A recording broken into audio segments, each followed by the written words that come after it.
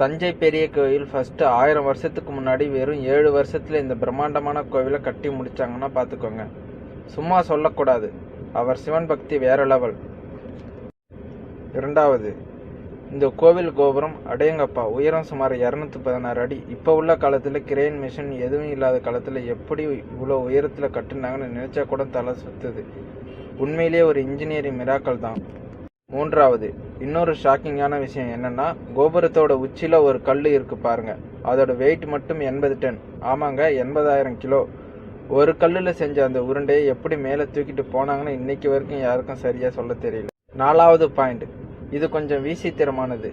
மதிய நேரத்தில் இந்த கோயிலோட நிழல் கீழே விழாதான். கட்டிடக்கலையோட தந்திரமா இல்ல வேற ஏதாச்சும் ரகசியம் இருக்குமான்னு பேசிக்கிட்டு இருக்காங்க.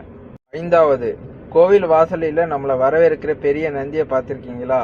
ஒரே கல்லில் செதுக்குனதான். கிட்டத்தட்ட 13 அடி உயரத்துக்கு கம்பீரமாக உட்கார்ந்து இருக்கும். இந்தியாவிலே 2வது பெரிய நந்தி சிலையாம். ஆறாவது, கோவில் உள்ள போனீங்கன்னா சூப்பரான சுவற்றில் பெயிண்டிங்ஸ் இருக்கும். அதெல்லாம் ராஜராஜ சோழன் காலத்தில் ஓவியங்கள். 1000 வருஷம் ஆகியும் பெயிண்டிங்ஸ் இன்னும் அழியாம இருக்கு. பெரிய ஆச்சரியம். ஏழாவது, இந்த கோவில் கட்டுனதுல கூட நம்ம தமிழ் மொழிக்கு தொடர்பு இருக்கு. கருவறையில் உள்ள சிவலிங்கத்தோட உயரம் 12 அடி. நம்ம உயிரெழுத்துக்களை குறிக்கும். அதுபோல கோவிலோட உயரம் 216 அடி. நம்ம உயிர்மை எழுத்துக்களை குறிக்கும். எப்படி யோசிச்சிருக்காங்க பாருங்க.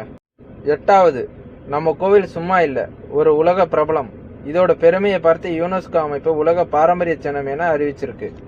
ஒன்பதாவது, இந்த கோவில் வெறும் சாமி கும்பிடுற இடம் மட்டுமல்லாமல் ஒரு கோட்டையும் மாதிரி கட்டியிருக்காங்க. கோவிலை சுத்தி பெரிய அகழி, உயரமான மதில் சுவர், செம்மையா பாதுகாப்பா அமைச்சிருக்காங்க. 10வது, கடைசியா 1000 வருஷம் ஆனாலும் இன்னமும் இந்த கோயில் உயிர்ப்போடு இருக்கு. தினமும் பூஜைகளும் திருவிழாக்களும் களை கட்டி இருக்கு. இது வெறும் கல்லால கட்டுனது இல்ல, நம் வாழும் வரலாறு.